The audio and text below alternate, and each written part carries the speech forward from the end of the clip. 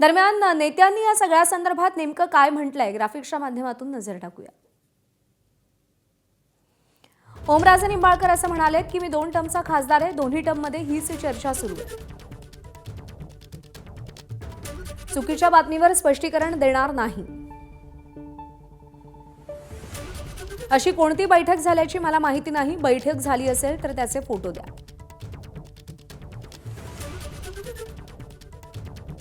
खासदार संजय देशमुख असं म्हणालेत मी प्रत्यक्ष व ऑनलाईन बैठकीत उपस्थित नव्हतो।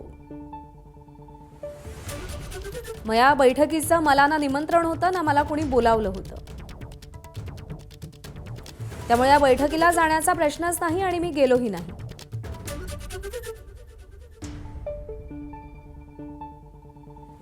राजाभाऊ वाजे असं म्हणाले कोणती मीटिंग झाली, कधी झाली मला काही माहित नाही, मी त्या मीटिंगला नव्हतो।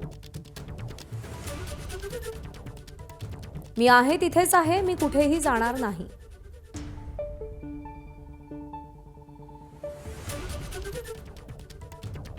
संजय जाधव असं म्हणाले 2 दिवस झाले पुण्यातच आहे, त्यामुळे त्या बैठकीचा आणि माझा काहीही संबंध नाही।